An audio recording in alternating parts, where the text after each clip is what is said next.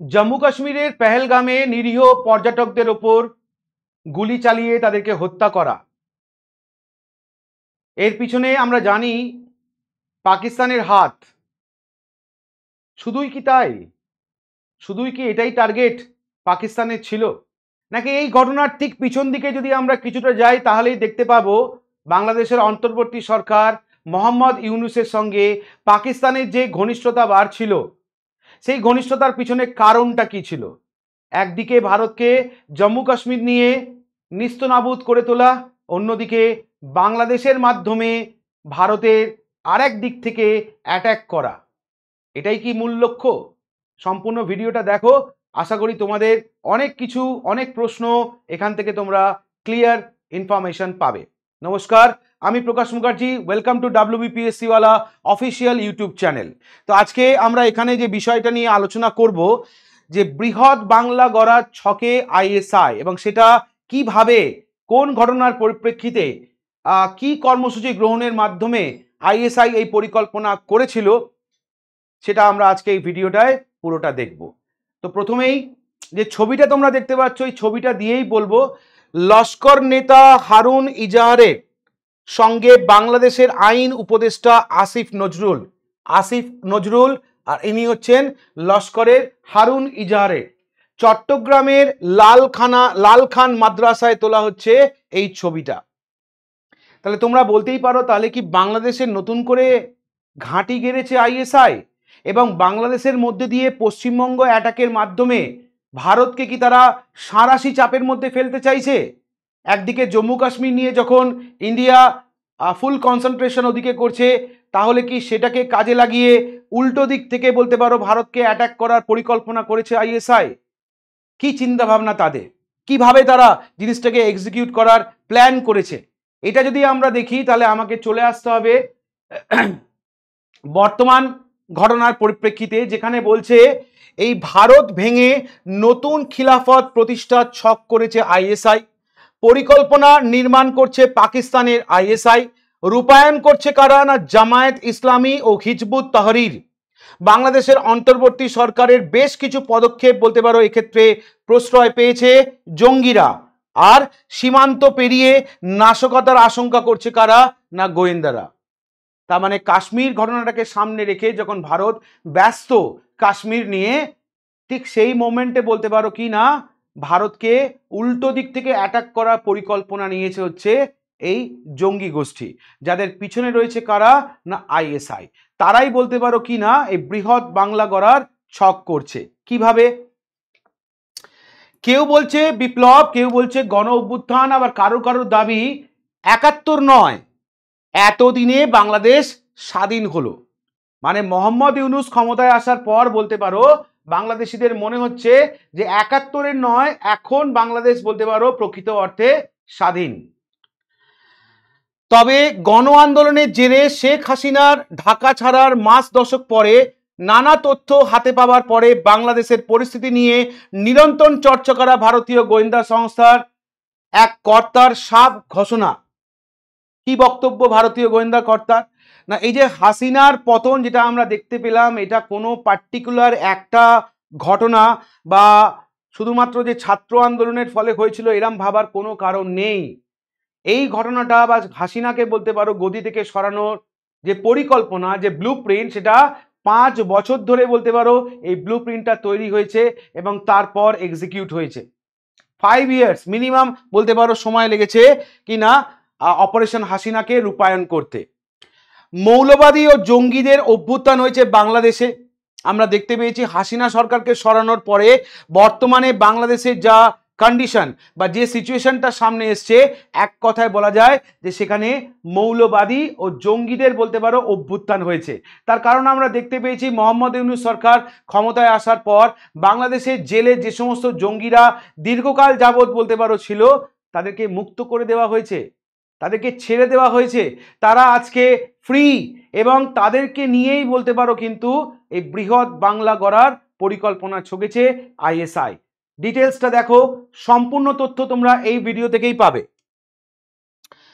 কি বলছে? তবে যে তথ্য হাতে এসছে তা দেখে মোটামুটি রীতিমতো কপালে ভাঁজ পড়েছে গোয়েন্দাদের, ভারতীয় গোয়েন্দাদের। কারণ বাংলাদেশ দখল জঙ্গিদের নেহাত প্রাথমিক লক্ষ্য। আসল উদ্দেশ্য হচ্ছে বৃহৎ বাংলা গঠন, যার মধ্যে বাংলাদেশ ছাড়াও ভারতের উত্তর পূর্বের 7 রাজ্য এবং কলকাতা সহ পশ্চিমবঙ্গের বেশ কয়েকটি জেলা রয়েছে। তাহলে বাংলাদেশ দখলটা কিন্তু বলতে পারে একটা প্রাইমারি অবজেক্টিভ, মেন টার্গেট হচ্ছে কি না, পশ্চিমবঙ্গ সহ কলকাতার বেশ কয়েকটা জেলাকে দখল করা, এবং সেই দখল করা জায়গাটা নিয়েই বলতে পারো বৃহৎ বাংলা পরিকল্পনার ছক কষেছে আইএসআই। এই বিস্তীর্ণ এলাকায় দখলদারি কায়েমের পরে সেখানে খিলাফত প্রতিষ্ঠাই হলো জঙ্গিদের মূল লক্ষ্য। প্রশাসনিক সুবিধার জন্য বৃহৎ বাংলাকে তারা আবার কয়েকটা প্রদেশে ভাগ করার পরিকল্পনা করেছে। ভারতের কাছ থেকে দখল নেওয়া পশ্চিম বাংলা প্রদেশের রাজধানী করার কথা ভাবা হয়েছে। ভারতের কাছ থেকে দখল নেওয়া পশ্চিম বাংলাকে তারা প্রথমে দখল নেবে, কিন্তু কলকাতাকে তারা রাজধানী করবে না, তারা ঠিক করেছে মালদাকে তারা রাজধানী করবে। ওকে, তারা ঠিক করেছে মালদা শহরকে তারা রাজধানীতে পরিণত করবে। গোয়েন্দা কর্তার কথায় যেদিন থেকে হাসিনার বিরুদ্ধে অভ্যুত্থানে সলতে পাকানো শুরু হয়েছে সেই দিন থেকেই বলতে পারো এই বৃহৎ খিলাফত গঠনের পরিকল্পনার বাস্তবায়ন শুরু হয়েছে। যেদিন থেকে শেখ হাসিনা সরকারকে বলতে পারো কি না উচ্ছেদের পরিকল্পনা স্টার্ট হয়েছে, ঠিক সেদিন থেকেই বলতে পারো সাইড বাই সাইড এই বৃহৎ বাংলা গঠনের পরিকল্পনা বলতে পারো রূপায়ণে সচেষ্ট হয়েছে। কি বলেছে দেখো, আন্তর্জাতিক জঙ্গি সংগঠন আইএসআই এর গাজওয়াতুল হিন্দ গঠনের পরিকল্পনার সঙ্গে এই বৃহৎ বাংলার কর্মসূচির মিল থাকলেও দুটিকে একেবারে এক বলা যায় না। বাংলাদেশের জামায়াত ইসলামী নিষিদ্ধ জঙ্গি সংগঠন হিজবুত তহরিরের নেতৃত্বে বৃহৎ বাংলা কর্মসূচি আরও সুনির্দিষ্ট স্পষ্ট বটে। তাহলে এই যে বৃহৎ বাংলা গঠনের পিছনে যে সংগঠনটা কাজ করছে, যে জঙ্গি সংগঠনটা কাজ করছে, সেটা হচ্ছে বাংলাদেশের কি না, মনে রাখতে হবে নিষিদ্ধ জঙ্গি সংগঠন হিজবুত তহরির, যারা কিনা এই কাজটা বাস্তবিত করার চেষ্টা করছে। তবে বৃহৎ বাংলা কর্মসূচি যে আদতে পাকিস্তানি গুপ্তচর সংস্থা আইএসআই এর পরিকল্পিত, তার চিহ্ন আমরা পরতে পরতে দেখতে পাচ্ছি। তাহলে যদিও এই তহবির অর্থাৎ হিজবুত তহবির নেতৃত্ব দিচ্ছে এই বৃহৎ বাংলা গঠনের, কিন্তু এর পিছনে মাস্টার মাইন্ড বললে আমরা যার কথা বলি সেটা হচ্ছে কিনা পাকিস্তানের আইএসআই। তাদের পরিকল্পনা মতোই বলতে পারো কাজ হচ্ছে যে একদিকে ভারতকে ব্যতিব্যস্ত করে রাখো কাশ্মীর নিয়ে, অন্য দিক থেকে যদি অ্যাটাকটা করা যায় জঙ্গিদের দিয়ে, তাহলে পশ্চিমবঙ্গ সহ কলকাতা সহ বেশ কিছুটা অংশ বলতে পারো তারা দখল করবে এবং সেখানে খিলাফত প্রতিষ্ঠা করবে। এই উদ্দেশ্যেই বলতে পারো কিন্তু জঙ্গিরা তৎপর।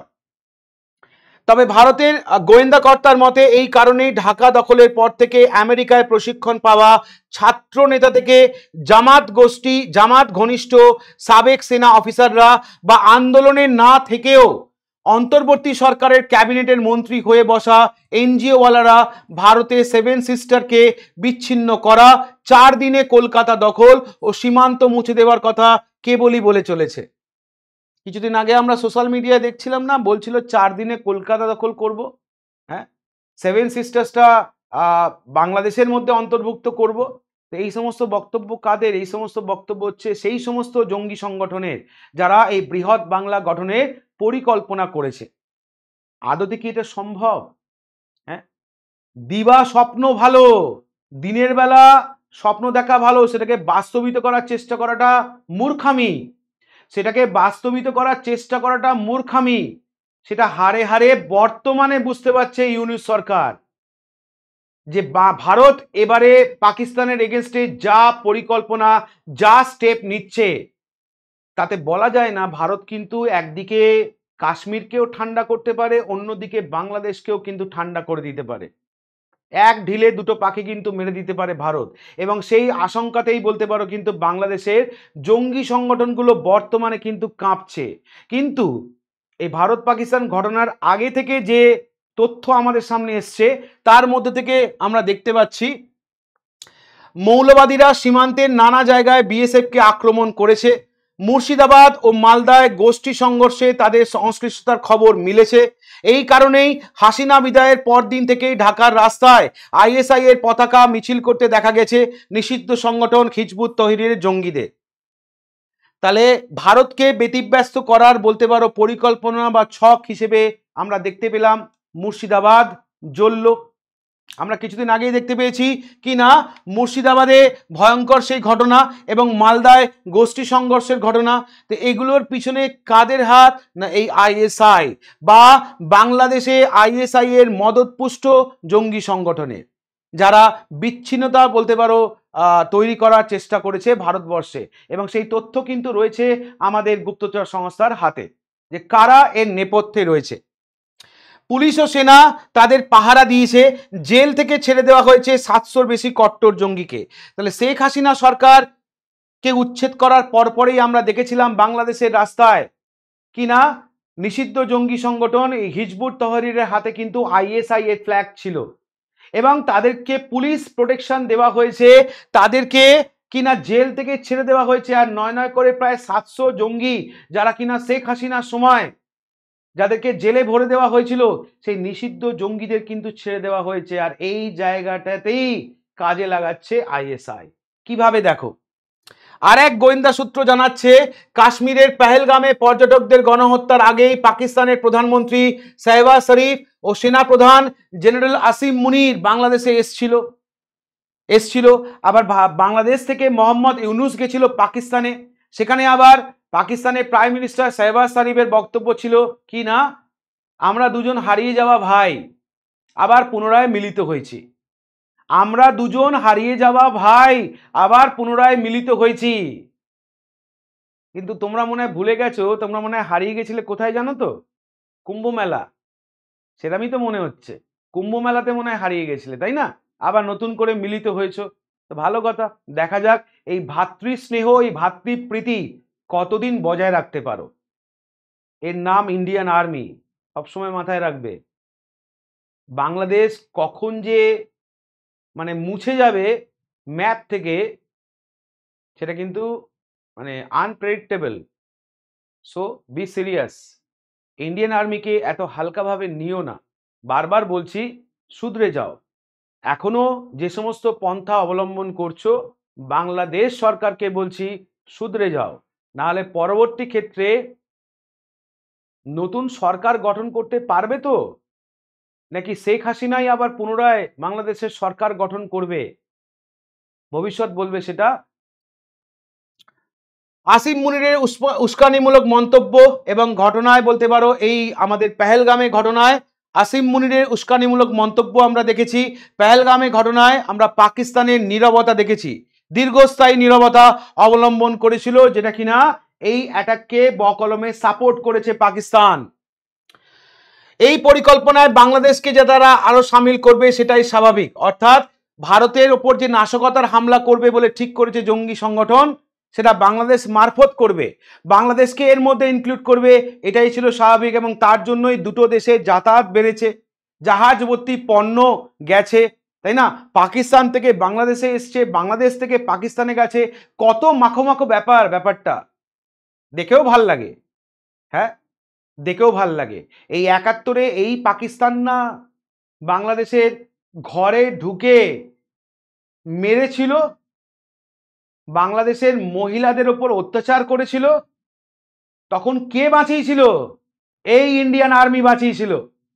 ভুলে গেছে আজকে বাংলাদেশ, অসুবিধা নেই, নো প্রবলেম, তাতে কোনো সমস্যা নেই। বাংলাদেশের মোহাম্মদ ইউনুস সরকারের প্রেমে মুগ্ধ পাকিস্তানের প্রধানমন্ত্রী শরীফ সম্প্রতি মন্তব্য করেছেন যে হারিয়ে যাওয়া দুই ভাই পাকিস্তান ও বাংলাদেশ আবার মিলেছি। করাচি থেকে মাসে মাসে জাহাজে করে কন্টেনার বোঝাই করে পণ্য আসা শুরু হয়েছে চট্টগ্রামে। পাকিস্তানে গিয়ে মহড়া দিয়ে এসছে বাংলাদেশের নৌবাহিনী। পাকিস্তানের সেনা প্রতিনিধি হিসেবে আইএসআই এর কর্তারা গোপনে সফর সেরেছেন বাংলাদেশে। রোহিঙ্গা ও অন্যান্য মৌলবাদী জঙ্গি সংগঠনের সঙ্গে তাদের আলোচনার বন্দোবস্ত করে দিচ্ছে ইউনুস সরকার। অতি সম্প্রতি কাশ্মীরের জঙ্গি হানার পরেও চট্টগ্রামে লালখান মাদ্রাসায় গিয়ে মৌলবাদী নেতা হারুন ইজহার ও তার সঙ্গীদের সঙ্গে আলোচনা সেরেছে ইউনুস সরকারের আইন উপদেষ্টা আসিফ নজরুল।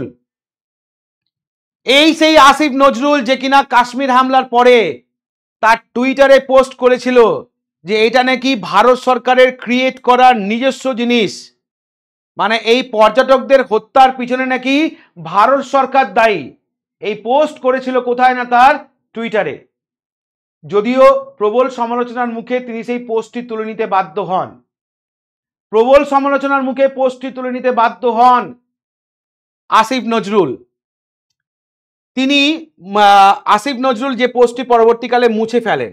এই হারুন ইজাহারের পরিচয়টা যদি আমরা দেখি, যার সঙ্গে এই আসিফ নজরুল গিয়ে দেখা করেছিল, সেই ইজাহারের পরিচয় হচ্ছে তিনি হচ্ছেন লস্করের বাংলাদেশের শাখার প্রধান সমন্বয়। জেল থেকে বেরোনো জঙ্গিদের জেহাদের পথে ফেরাতে এবং বিভিন্ন জঙ্গি সংগঠনের কলহ মেটাতে বাংলাদেশ চষে ফেলছে এই হারুন।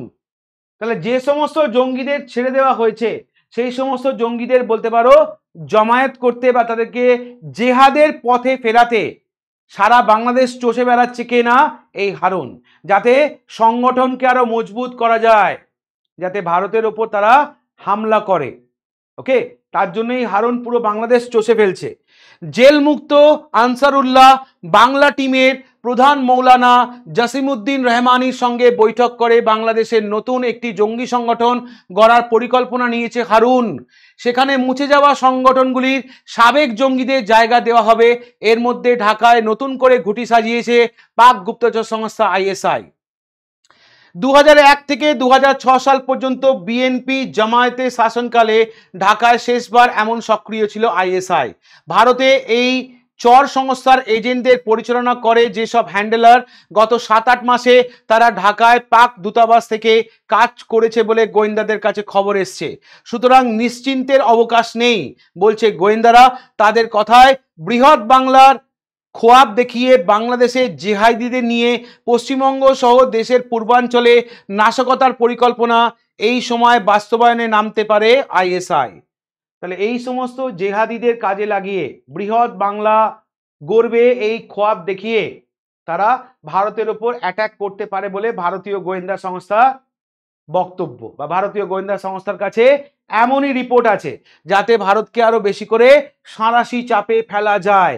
একদিকে কাশ্মীর, আরেকদিকে বাংলাদেশ। সত্যি কি পারবে ভারতকে সাঁড়াশি চাপে ফেলতে? সত্যি কি পারবে ভারতের পশ্চিমবঙ্গ, মালদা, কলকাতা সহ বিভিন্ন জায়গা দখল করতে এই সমস্ত জঙ্গিরা? নাকি সত্যি পেহেলগামে অ্যাটাককে আটকাতে পারবে বাংলাদেশ? কি মনে হয় তোমাদের? কমেন্ট সেকশনে লিখে অবশ্যই জানিও। ভিডিওটা কেমন লাগলো অবশ্যই কমেন্ট করে জানিও। ধন্যবাদ।